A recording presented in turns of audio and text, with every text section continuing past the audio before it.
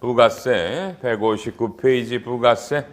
부가세는 바뀐 게 거의 없군요. 1번도 필요 없고 사업자를 전차했다. 내가 빌려받은 걸 또 남한테 빌려주면 그냥 그런 계약서들을 또 임대인의 전차 동의서가 필요하다는 것 정도 추가됐네요. 전차 아시죠? 내가 임대를 받았다가 다시 여러분에게 또 임대를 주는 걸 말하는 거예요. 원 임대인의 동의서가 있어야 된다고 돼 있네요.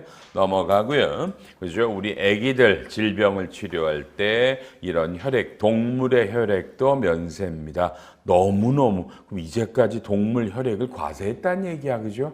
이게 동물입니까? 제 아들, 딸들인데, 그래서 이것도 당연히 면세고요. 4번, 5번은 그냥 이런 걸 세금계산서를 발급한 거로 본다 보시지 말고요. 6번, 전자세금계산서 계산서 발급하면 세액공제 나오죠. 규모가 적으신 분들, 요거를 3년 연장했고요. 조세포탈하는 사람들에 대해서 부가가치세를 수시로 부과할 수 있는 이런 게 나왔다. 중요하지도 않고.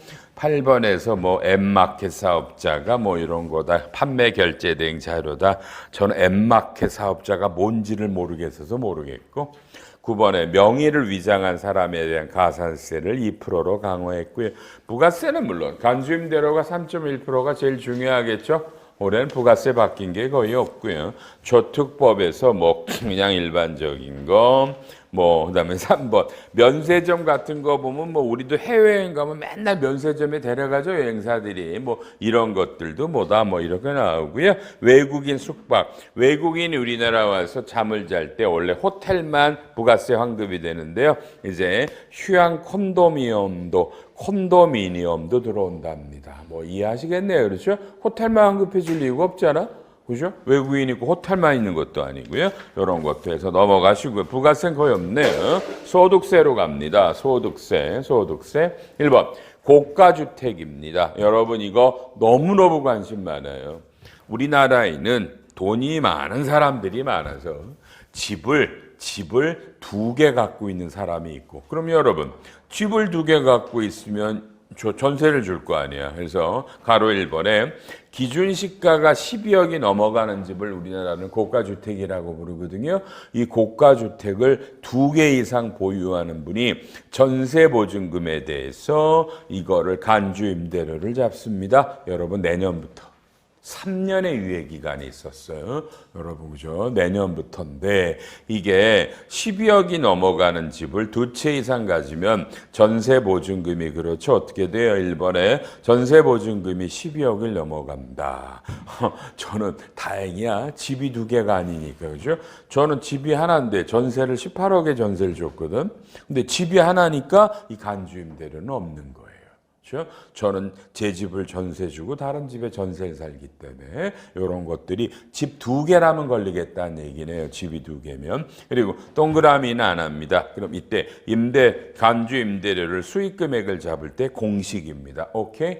이건 다시 내년부터입니다. 올해가 아니라 2026년부터. 그리고 여기는 저는 굉장히 많을 거라고 보는데요. 이주택자들. 여러분도 맞죠? 집 주변에 보면 맞나요? 요거 알려줘 미리. 너 내년부터 세금 나온다. 이렇게 세금 계산해야 된다. 넘어가시고요. 다음에 3번 없고 4번 아우 뒤지게 중요해. 지금 이 얘기는 그죠? 여러분이 저랑 공부했으면 징그럽게 들었던 거 아니야.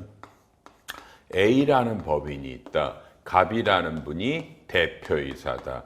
대표이사가 사모님한테 배우자한테 주식을 6억 원어치를 증여한다. 주식을. 그리고 사모님이 상법 절차에 따라 자기 주식으로 회사에서 6억 원을 받으면 빨리요. 그렇죠? 여러분 6억 원을 받으면 어떻게 되나? 이 사모님이 이게 배당으로 보든지 소각을 하면 아니면 소각 안에서 양도로 보든지 간에 뭐가 걸려요? 요 6억 원이 받은 돈이고 요거는 10년 이내 배우자 간에는 6억 원이 증여공제니까 증여세가 없거든요. 그래도 취득 금액은 6억이라 실제로는 세금이 없어요. 없거든요. 없어서 근데 이번에 법을 바꿔서 이런 주식을 팔 때 여러분 꼭 뭐죠? 증여를 받은 다음에 그죠? 1년 안에 팔면 이 증여자가 양도한 걸로 보니까 어마어마한 배당이면 종소세가 붙습니다. 그러니까 빨리요. 증여받아서 사모님이 바로 팔면 돼? 아니면 1년 있다 팔아야 돼? 1년. 이게 이 조문입니다. 알았나? 더럽게 중요한 거예요, 이거. 이해하셨죠? 1년 이내 팔면 죽어, 여러분. 이거 이제. 다만, 여러분 대다. 지금 국세청의 입장은 뭐야? 국세청이 이걸 뭘로 때렸냐고요?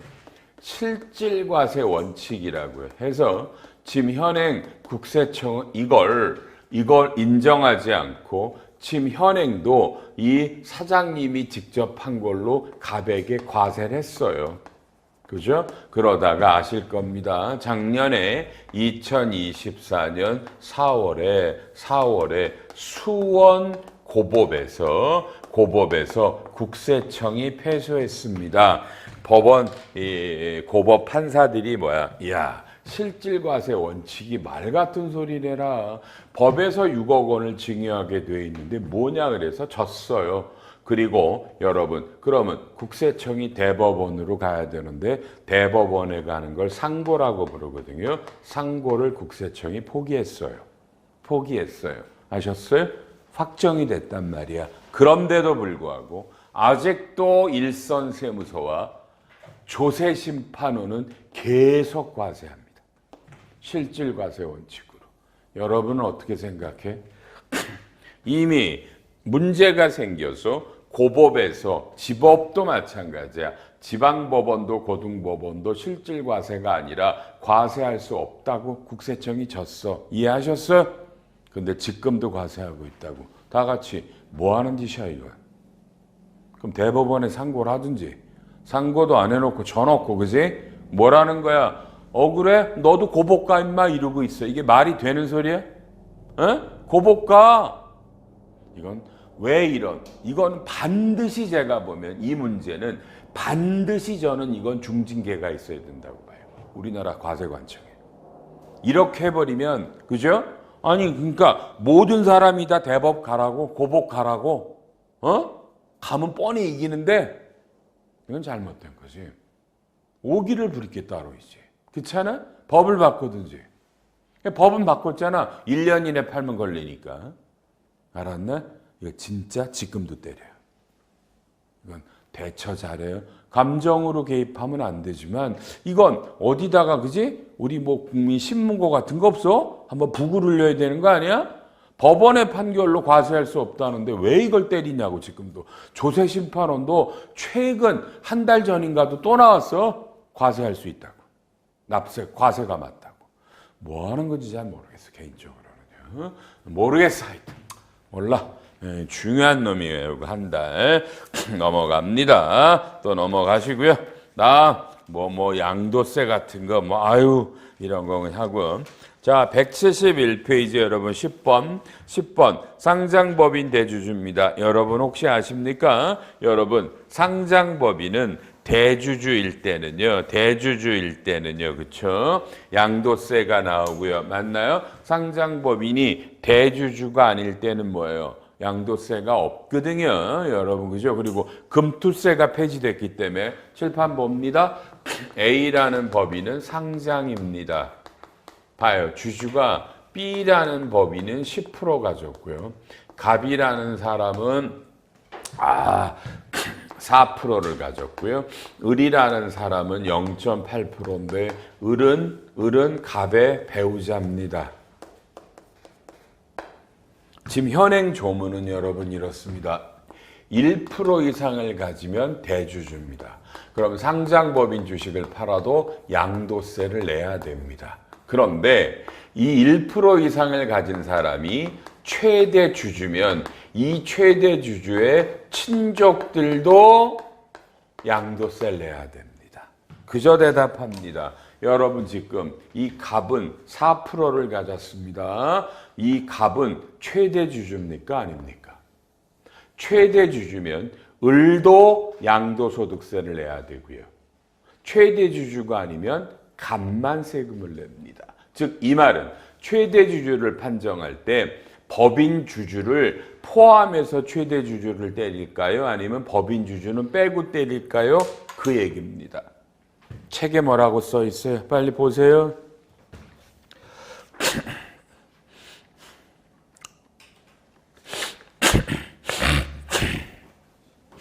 법인을 빼라고 돼 있죠. 최대주주 따질 때 7판. 그래서 지금 을도 최대 주주가 갑이기 때문에 을은 0.8%지만 을이 파는 주식도 양도세 대상이 된다 이 뜻입니다. 이건 원래 작년에 기재부 유권 해석으로 나왔는데요. 이게 법에 올라간 거다. 자, 빨리 충분히 이해되죠? 얘기 들으니까 맞나요? 이런 겁니다. 그래서 개정세법 교재를 여러분이 본다고 이해될 수 있는 게 아니에요. 실제로는요. 설명을 들어야지. 잘 모르시죠? 제가 이 개정세법 교재 요거를 편집하고 쓰는데 보통 6개월 이상 걸려요. 아세요? 6개월 동안 끌어안고 하는 놈이에요, 이놈이. 그래서 쉽게 안 돼요. 개정세법 들으시라고 그러세요. 12번. 여러분 이거 들어봤어요? 혹시 알아요? 집이 2개야, 3개야. 그럼 원래 우리나라 양도세 세율이 종소세율의 20% 할증되는 거 아세요? 그 중과가 현행 올해 몇 월까지? 올해 5월 9일까지 유예인데 야 역사적입니다. 1년간 또 유예했습니다. 그러니까 이거는 내년 5월 9일까지는 집이 2개든 3개든 팔아도 뭐야? 원래 소득세가 여러분 빨리요. 소득세가 6%부터 45%잖아. 양도 차익에 똑같이 종소세율을 때리는데 여기에 다죽채면 원래가 20이니까 26, 65%예요. 이러면 제가 계산해 보면요. 한 양도 차익 10억 나오잖아. 그럼 세금이 거의 7, 8억이야. 거기 지방세 내면 이건 너무너무 잔인한 법이에요. 그래서 이게 1년 안에 1년 연장됐으니 여러분 2026년까지니까 집 팔고 싶으시면 팔아야 된다 이건. 왜냐하면 정권이 바뀌고 또 다른 봐봐서 이 유예 조항이 언제 없어질지 몰라요. 아니면 아예 중과 조문이 아예 없어질 수도 있고요. 이해해요? 이거 무서운 조문이야 여러분요. 그리고 2주택일 때는 뭐가 걸려요? 이게 되면 그죠?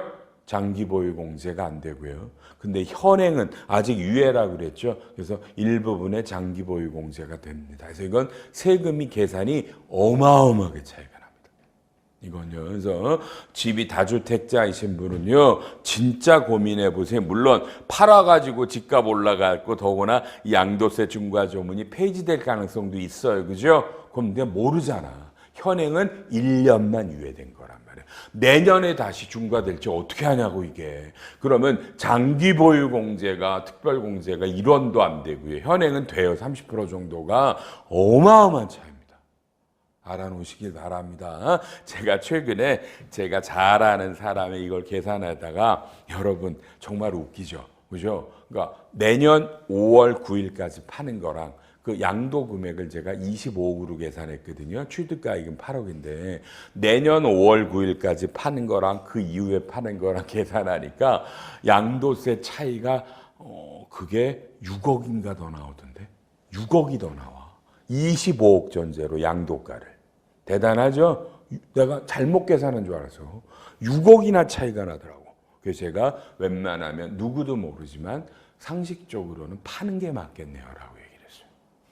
이해했죠? 어마어마하게 무서운 조문이에요, 이거요. 양도세 중과조문. 개인적으로는 이 조항은 이 세율 중과는 폐지됐으면 좋겠습니다. 174에 보지 말죠? 보나마나 뭐예요, 그렇죠? 소형입니다. 집이 아주 규모가 적은데 분양해도 안 되는 것들은요 주택으로 안 보겠다라는 말들은 당연히 나오실 수밖에 없습니다. 그러니까 이건 지방에 있는 조그만 미분양된 집을 좀 팔아 사달라는 얘기입니다. 별장식으로 주택으로 안 볼 테니까. 그다음에 또 똑같고요. 뭐 넘어갈까요? 뭐 그다음에 177페이지 21번 여러분 10초만 대충 읽어요. 대충.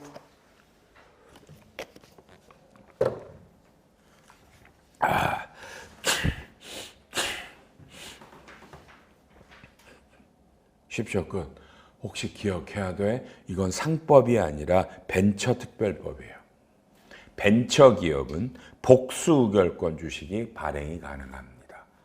상법은 안 되죠. 그러니까 한 주면 하나의 의결인데 벤처는요 한 주가 10개의 의결권을 가져요. 그럼 뭐야? 이게 지분율을 조금 가져도 이 회사 경영권을 방어할 수 있겠죠. 그래서 이건 벤처기업만 이 혜택이 있는데 다 되는 건 아니고요. 거기 화살표가 벤처기업의 창업주가 100억 원 이상의 대규모 투자로 의결권이 하락합니다. 우리는 이런 걸 펀딩이라고 불러요.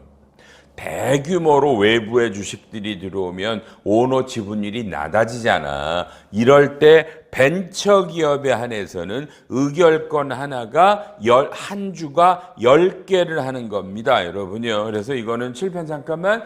벤처 주주가 주식을 갖고 있잖아. 그 주식을 회사에 주고 다시 이건 복수 의결권 주식을 다시 받는 거예요. 그러면 이 혜택은 세법에서는요. 자, 현물 출자야. 내가 갖고 있는 보통주를 회사에 현물 출자하고 회사는 다시 이 주식을 다시 발행해서 날 주는 거거든. 그러면 나는 양도란 말이야. 주식을 판 거를 본다고 양도세를 유예하겠다.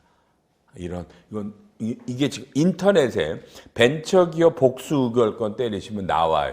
현재 몇 개 기업들이 이런 걸 발행했다가 알았나요? 상식으로 알고 계셔야 돼요. 인터넷은 이럴 때 이용하는 거 다 알았나요? 이런 거 알아놓으시고요. 절차들이 나와 있습니다. 절차들이고요. 그다음에 180일 아까 했죠. 인구 감소 지역에서 있는 집을 사면 이건 1세대 1주택으로 봅니다. 이래야지 지방에 있는 지방집이 너무 안 나간대잖아 지금. 그러니까 이런 법을 줘서 지방에 있는 집을 사면 집으로 안 봐요. 뭐 이런 얘기들이 나오는 거예요. 또요. 똑같은 말이 184, 27번. 비수도권 안에 있는 집이 준공이 됐는데 미분양된 집들도 사면 이건 1세대 1주택으로 본다. 그럼 이건 뭐야? 이런 걸 팔 때 양도세 없고 종합부동산세 할 때도 주택으로 안 본다 이거죠. 이해하시죠? 진짜 있는 사람은 이런 거 사줘야 된다고 생각 안 들어요?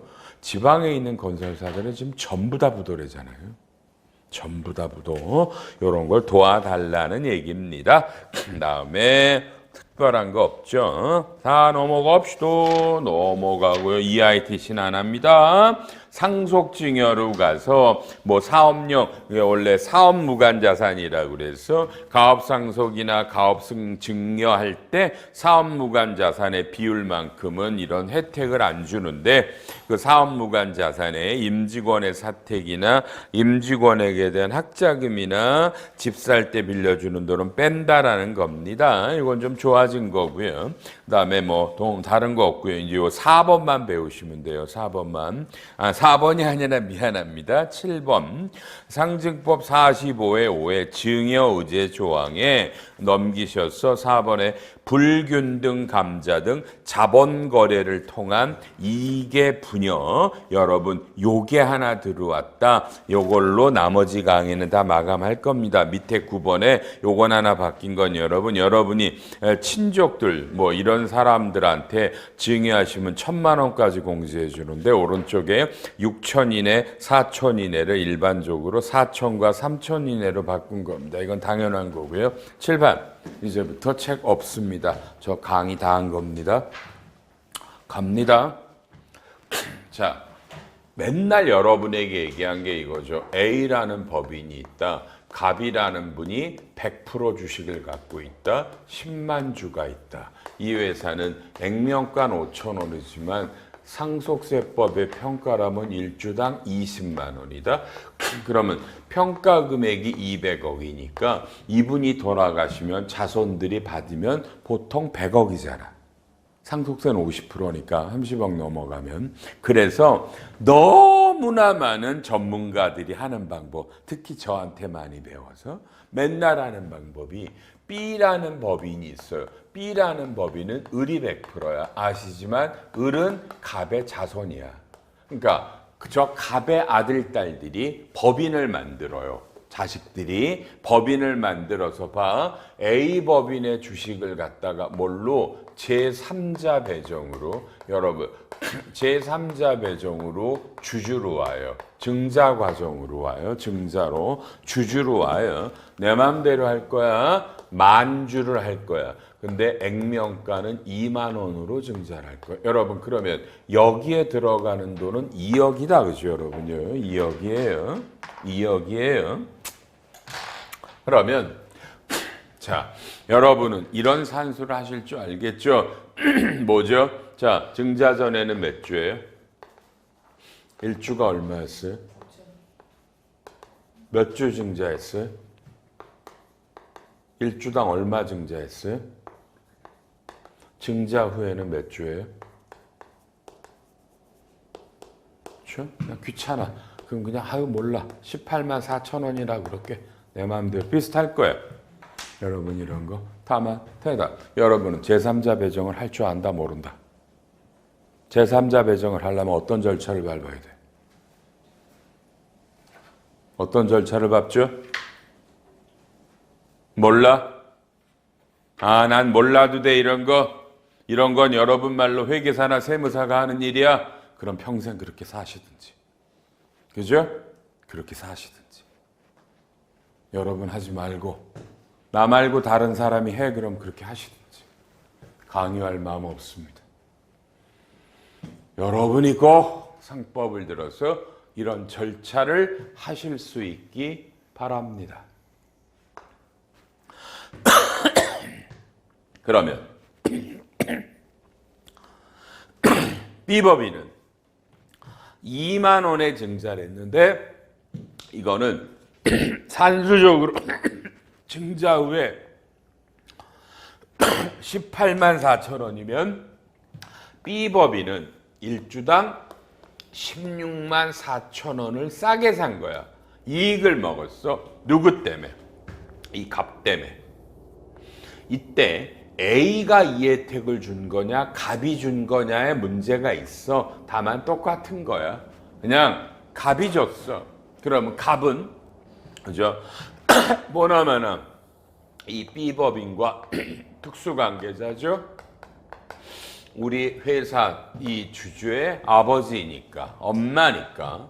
그래서 이런 것들이 바로 뭐예요? 이게 법인세법에서 우리 법인이 특수관계인으로부터 불공정자본에 이런 게 불균등 증자야.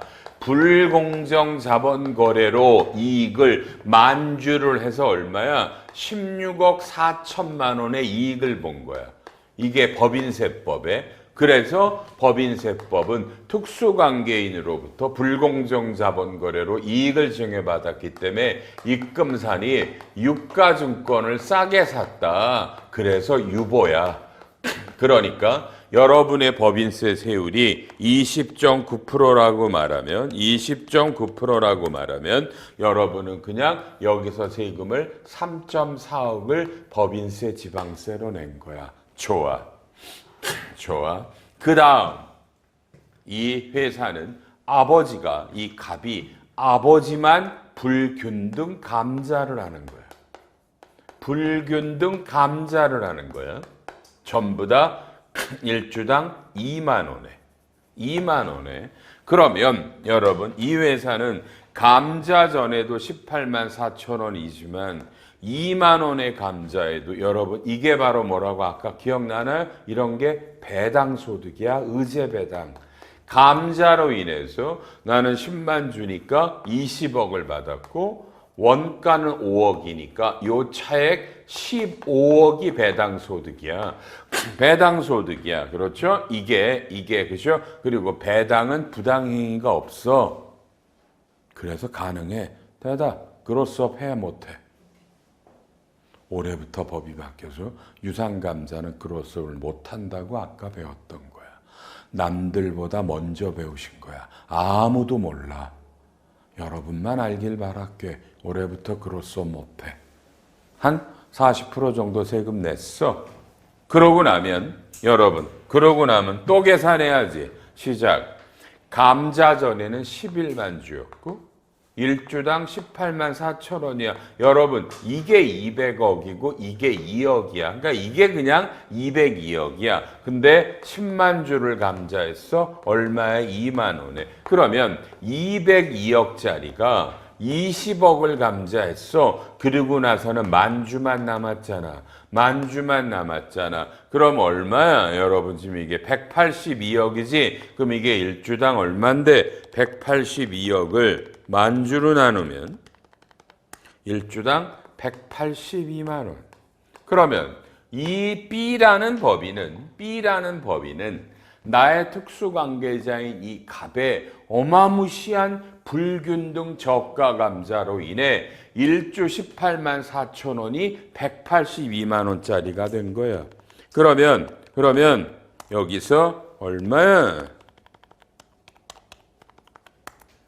163만 6천 원이기 때문에 만주니까 이때 이 B법인은 다시 부당행위로 입금산이 부당한 이익을 받았다고 유가증권이 163.6억이 또 입금으로 와요. 이익 본 놈이 여기에 20.9%면 여러분 이 사람은 세금을 34억을 내요.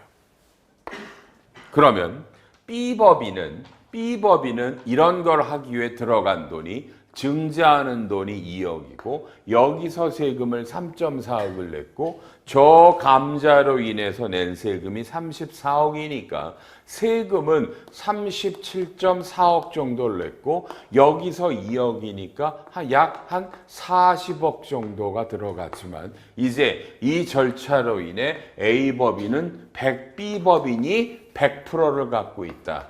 빨리 이해돼요? 그 대신에 자본금이 얼마만 남은 거야? 처음에는 5억에 5천, 이게 뭐야? 처음에 이게 2억이니까 안 돼, 그죠? 여기서 5천만 원이거든? 그래서 지금 자본금이 5천만 원이니 너무 적으니까 B법인이 뭐예요? 액면가로 한 5억 정도를 증자하면 다시 자본금은 5억 5천이 돼요. 그러면 B법인이 들어가는 돈은 한 45억 정도가 필요해. 이럴 때 우리가 배운 대로 뭐죠? 이제 B법인이 A법인의 주식을 100% 가지니까 A법인이 45억을 배당을 준다고. 그러면 100% 가지니까 이거는 전부 다 전액 다 입금 불산입이라 B는 A법인의 돈을 받아서 세금 없이 이 돈을 다 하고 경영권은 이미 B법인 아들, 딸이 갖고 있는 회사가 가져갔단 말이에요. 이게 가장 일반적인 컨설팅이야. 이건 국세청도 좋아해. 왜? 기본으로 세금이 한 40억은 들어왔거든. 별로 나쁘지 않거든. 그리고 귀찮으면 그냥 B가 A법인을 합병해버리면 되는 거야. 그러면 이제 이 회사는 그대로 경영권 숨기고 이 아들내미 딸내미는 뭐야? 자기 돈 1원도 안 내고 아버지 알짜 회사 돈을 다 인수했어. 맞아요? 이걸 이 얘기 들으면 안 할 것 같아, 언어들이? 당연히 하는 거야. 근데 여러분이 아는 상증법 45의 5조라는 조문은 뭐예요? 상증법 45의 5조라는 여러분 조문은 이 100% 갖고 있는 여기지. 이 을을 이걸 지배주주라고 부르고 이 사람이 갖고 있는 회사를 특정 법인이라고 부르고 그죠? 이 아버지나 이 회사들을 이 지배주주의 특수관계인이라고 부르고 그래서 법인. 자, 이 지배주주의 특수관계인이 이 특정 법인에 대해서 재화나 용역을 무상으로 주거나 싸게 팔거나 저쪽의 재화 용역을 거꾸로 비싸게 사거나 또는 저쪽 특정 법인에 채무를 면제해 주면 이 건별로 1억 원이 넘어가면 증여로 봐서 여기 이 을에게 천문학적 증여세를 때리겠다. 지배주주에. 그건데 여기서 아무리 봐도 재화 영역에 무상 싸게 비싸게 아니잖아. 왜? 이건 불균등 감자 불균등 증자 감자는 자본거래인데 이 조항에 자본거래가 없어서 지금 입금산입만 됐지 이걸로 인해 을에게 증여세를 못 때렸단 말이에요. 증여세를 때리면 천문학적 증여세가 나오니까 이런 짓을 하면 안 되는 거예요. 근데 이번에 들어왔단 말이에요. 이번에. 그래서 앞으로 이런 짓 못해요. 다만 이 법이 오늘 2025년 3월 현재로 빨리 공포됐어 안 됐어? 아직도 안 됐어요. 오늘이라도 해야 되는 거예요, 사실은. 오늘이라도. 이건 거의 완벽한 방법이야. 근데 공포되면 이제부터 못해요. 그래서 난리가 난 겁니다. 그래서 오죽 급하면 요거 한 놈만 바꿨단 말이에요, 이번에 법을. 이해해요, 여러분이 알았나요? 이건 정말 중요한 놈이에요. 이해되셨죠? 그러면 여러분 대답. 이제 이런 방법으로는 안 된다 그랬죠? 그럼 5초 안에 대답. 여러분은 무슨 방법으로 오너가 원하는 자손들에게 경영권을 승계하실 거예요? 어떤 방법을 쓰실 거예요? 이 방법이 참 좋았는데. 그래서 제가 본 강의할 때도 맨날 말했다, 그죠? 저로서는 방법이 있지만 오늘 이 자리나 제 원래 강의할 때는 작년 연말부터 이거를 회피하는 방법은 제가 강의를 못 해드립니다. 못합니다. 여러 가지 이유가 있고요. 특히 국세청에서도 당신이 하는 방법을 하는 건 좋은데 그걸 강의에서 공개적으로 설명하는 건 그건 아닌 것 같다라는 말이 좀 있어서 제가 못 해드립니다. 단 제가 하는 방법은 이거보다 100배 더 좋은 방법이 있는데 그건 여러분이 찾아내기 바랍니다. 찾아서 하시길 바랍니다. 어떤 친구는 저한테 배운 걸 응용해서 그걸 찾았어, 그 친구는. 그래서 내가 장하다 그랬어. 엄청난 지금 그걸로 컨설팅을 하고 아주 휩쓸고 다닙니다. 그 친구는 오너들 만나면 그거부터 내밀어. 종이가 뭐야, 그죠? 비밀 보장 각서부터 사인하고 해, 그 얘기를. 근데 그런데 그래, 어쨌든 찾아내시고요. 그런 걸, 그건 합법적인 방법이고 세금은 이거랑 비교할 수 없이 안 나옵니다. 근데 합법입니다. 찾아내십시오. 컨설팅하고 싶으시면 저한테 오셔서 저랑 같이 하든지. 어쨌든 제가 작년부터 말했죠. 이거를 여러분에게 말씀드릴 수는 없습니다. 여러분이 찾아내십시오. 여러분이. 이게 며칠자 공포인지는 모르지만 아직은 공포가 안 된 곧 되겠죠. 제 생각에 다음 주에 다 공포될 것 같습니다. 그리고 아까 이재명 씨가 말한 배우자한테 상속해 주는 게 전액 공제해 주겠다. 그건 정말 제 머리털 태어나서 가장 큰 세법 개정이기 때문에. 근데 진짜 될까라는 의심도 내가 어떻게 할 방법입니까? 그리고 상속세가 어마어마하게 줄거든요. 상속세가. 알았죠? 한번 지켜보시자고요. 연도 중에 개정되는 건 다 아이파 홈페이지에 별도로 다 공지를 하겠습니다. 아셨고요. 제 전화번호 아실 테니까 언제든지 상담하십니다. 제 상담은 항상 무료입니다. 기회 있으시면 가끔은 와서나 연관회원 들으시길 바랍니다. 앉아서 개정세법 들으신 분 고생하셨습니다. 인사하고 헤어집니다. 다음에 뵙겠습니다. 감사합니다. 감사합니다.